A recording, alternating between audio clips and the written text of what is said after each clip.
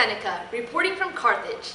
Today, on this special edition of Roman News Network, we bring you the story of arms and a man, of Aeneas, the Trojan who overcame incredible obstacles to flee from a fallen homeland and to found a propitious new city in Latium. Our story, as originally told in Virgil's Aeneid, begins with the Trojan horse, an insidious artifice by which the Greeks planned to breach Troy's walls. It looks like an innocent gift to some Trojans, but others, including the priest Laocoon, argue that the horse is suspicious and should be opened up. However, his credibility is shattered when a tragedy occurs. Our correspondent, Metella, was live in Troy to capture the moment.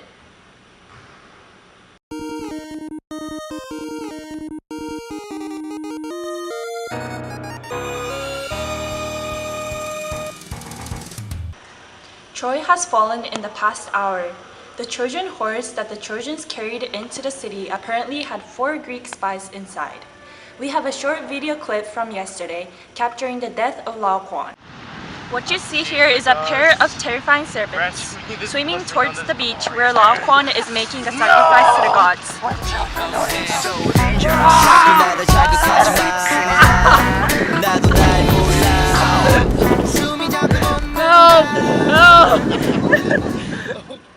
As you can see in the background, it is a complete chaos here. Taking the brutal murder of Laocoon as a sign that the wooden horse was indeed a gift, the Trojans rejoiced and brought it into the city. Little did they know that the Greeks were hiding inside the horse. And so the Greeks burst out last night and began slaughtering unsuspecting Trojans, laying waste to the city. Priam is dead. Only the noble Aeneas remains to preserve the household gods. We report, Troy is in flames and Aeneas is in trouble. RNN World News. Look, we have Aeneas with us now. How are you, my friend? Don't have time for this! Go! Just a few words. Why are you running back towards Troy? Where's your family? You piece of blubbery blubber! Those Greeks attacked us. Those piece of Greeks attacked us. While we were fleeing back from Troy with my father and brother, my wife suddenly disappeared. And I can't seem to find her. Oh, where are you, Creusa? Alas, Aeneas was not able to recover Creusa, who appeared to him as a ghost to give her final farewell. Having lost his wife, his friend, and his country, Aeneas could only leave Troy for good.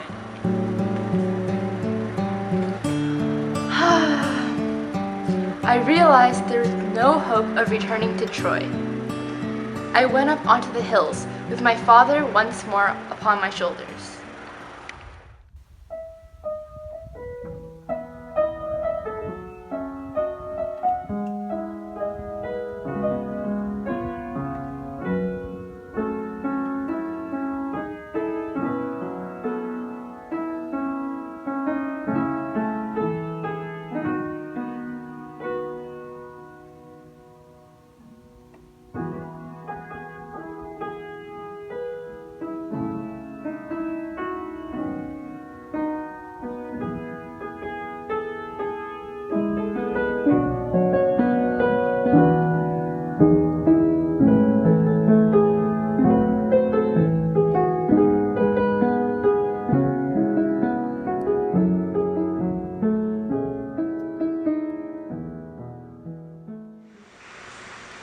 After fleeing Troy, Aeneas wandered around the Mediterranean, trying in vain to find some place to settle. He sailed to Thrace, where the spirit of Priam's son, Polydorus, warned against the treachery of the Thracian king. Next, he reached Delos, where Apollo gave cryptic instructions. He endured a plague in Crete, only then realizing that the destined land was Italy. But the journey remained torturous. He faced grotesque harpies, learned about the trials of Priam's son Helenus and Hector's former wife Andromache, narrowly survived Charybdis and Scylla, escaped a gang of Cyclops in Sicily, and mourned the death of his father Anchises, at Cape Drepannon. And at the climax of suffering, the Trojan ships are nearly obliterated by a storm caused by the mindful anger of a savage goddess. Now, we explore this incident and the motives of Juno, who harbors a vicious grudge against Aeneas and is willing to go to extreme lengths for the vengeance. RNN's Pollux has a story.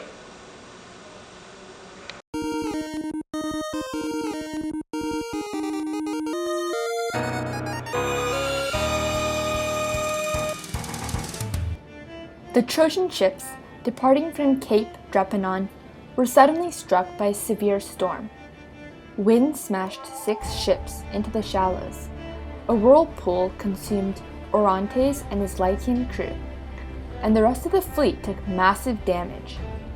After Neptune, regaining control of the sea, quelled the storm, only 7 of the ships remained with Aeneas. We suspected that Juno was responsible for this catastrophe, and so we spoke to her about it in this interview. RNN Pollux here with Juno. Juno, were you the perpetrator of the storm that scattered the Trojans? I wouldn't call myself a perpetrator, but yes, I did try to kill all the Trojans and destroy all their ships.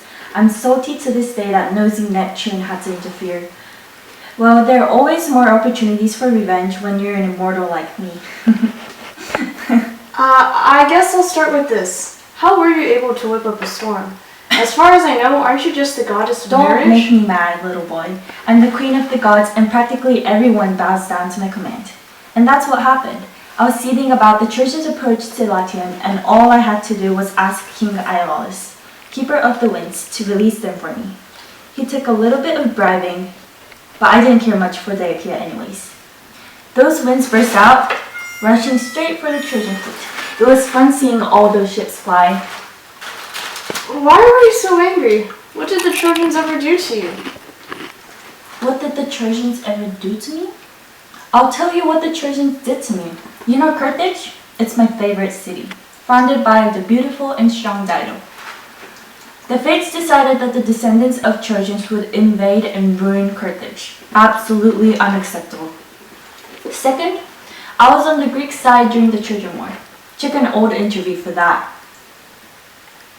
Third, that scallywag Trojan named Paris insulted me when he said that Venus was more beautiful. Not to mention that Venus is Aeneas' mother. I don't like her. Finally, that other Trojan scallywag named Ganymede was chosen by Jupiter to be his cupbearer. Let me clarify this right now. Jupiter may have questionable tastes and sometimes I regret marrying him, but a mortal man, especially a Trojan, cannot be more desirable than me. Well, but don't you think wrecking the Trojan ships was a little harsh? Harsh? After I endured so many injustices? Listen, when Ajax raped Cassandra, Minerva not only burned and sank Ajax's fleet, but also struck him with Jupiter's thunderbolt and impaled him on a rock. Minerva went a little overboard, but I deserved at least the death of all the Trojans after how much they offended me. Are all the gods like this? You know what? I don't want to talk to you anymore.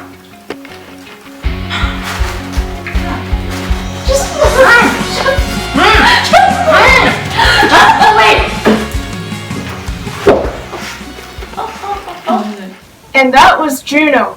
Fortunately, due to Neptune's intervention, Aeneas and 7 of his ships washed up at the shore of Libya, surviving the terrible storm. After recuperating a bit, Aeneas and his friend Aeneid set out to explore. On the way, they encountered a disguised Venus, who gave advice and made them invisible. And soon they reached the outskirts of Carthage. In the center of the unfinished city was a temple for Juno. When Aeneas wandered inside, Dido, a throng of escorts, and, to Aeneas' surprise, Trojans whom he believed had died in the storm also came into the temple. The battered Trojans begged Dido for permission to repair their ships, which she readily granted. And at that moment, Venus removed Aeneas' cloud of invisibility, revealing him to all. Amazed, Dido ordered aid and gifts for the Trojans, inviting Aeneas to a feast at her palace. Venus, ever worried about Aeneas' well-being, ordered Cupid to make Dido fall in love with Aeneas. Meanwhile, the banquet continued, and Aeneas told her about his journey prior to arriving at Libya. We will resume our report of Aeneas' journey after a commercial break. You're watching RNN, the world's news leader.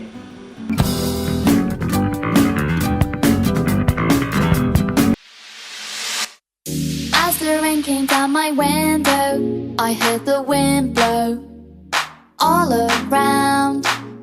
I was stuck under the weather, felt like forever out of the sun. But then I looked in my garden and saw at the bottom my old trampoline. That's when I knew what to do. I could break right on through. Yeah, the clouds aren't so high.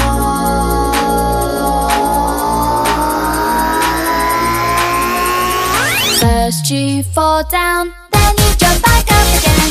Find your rhythm, momentum is the key. It's so easy, anyone can trampoline. So jumping up then you can see the whole wide world. When you're ready, mix it up, try everything. Full twist, back flip, just set your body free. Life looks better when you're on your trampoline. But keep an eye on gravity and don't forget to bounce, bounce, bounce, bounce, bounce, bounce, bounce, bounce, bounce, bounce, bounce, bounce.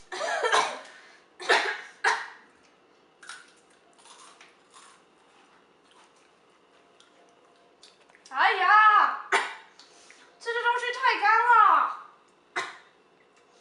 出dry。哎呀，too dry。야, 너 새끼들 뭐하냐? 빨리 좀 먹어. なんか飲むものない？你在说什么？我什么都没有。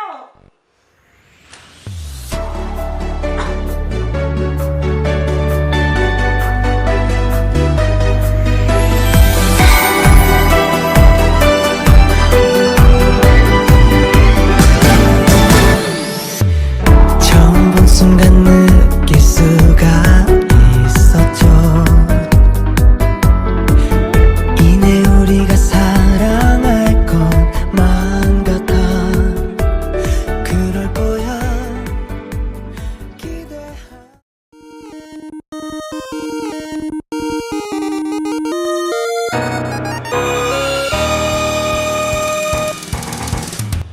Welcome back. This is Seneca from RNN. At approximately 4 p.m. today, Dido and Aeneas were observed hunting and then entering a cave on the edge of Carthage.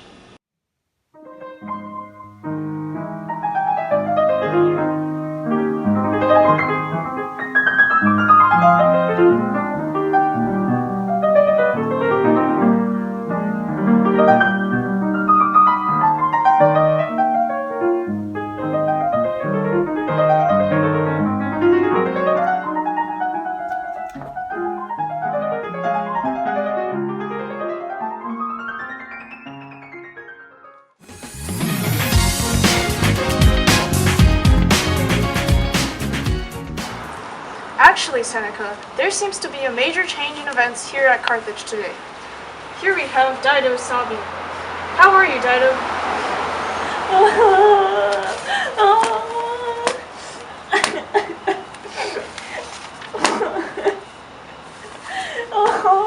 Thank you, Dido.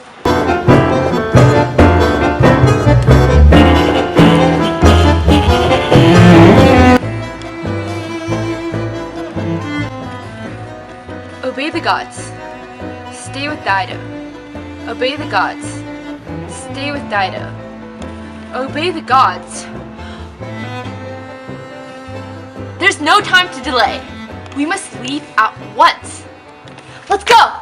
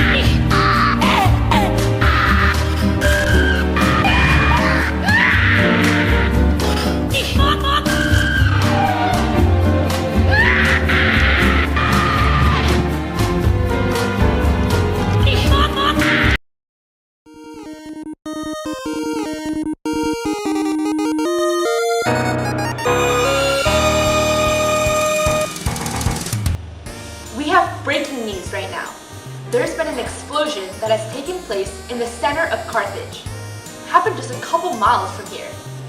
Over 50 servants and Anna, Dido's sister, are at the scene now. Authorities say that at least one person is seriously injured. And as of right now, the cause of the blast is unknown. Again, there's been an explosion in Carthage. Seneca, I am seeing many ambulances and fire trucks. But what we can confirm at this point is that there was an explosion. Our very own Queen of Carthage, Dido, seems to have been involved. Wake up, Dido!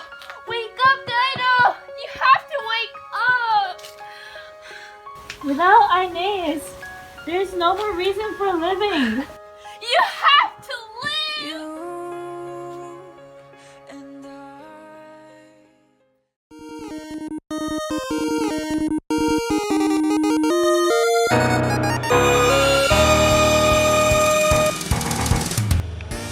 This is RNN Breaking News, and I'm Seneca from RNN. We have an update on Aeneas' flight. Aeneas, who left Dido in Carthage, arrived in Italy early this morning. After meeting the Sibyl at the Temple of Apollo near Cumae, Aeneas was able to obtain the golden bow. When we were burying our trumpeter, Maecenas, I found 2 doves running into the forest, and soon I recognized them as the guides my mother, Venus, sent to me. So I decided to follow them through the wood, and there it was, the golden bow. It wasn't too hard to tear it off. I want to bring in now RNN's Metella and Pollux. Thank you both for joining us today. Metella, you're getting new details about Aeneas' actions in the underworld. What do you know? Aeneas is sad, extremely sad. He met his former lover, Dido, in the underworld, but she completely ignored him. I guess Aeneas' abandonment of Dido at Carthage precipitated Dido's new attitude towards him. So everyone is wondering what Aeneas is up to now. What are your sources telling you?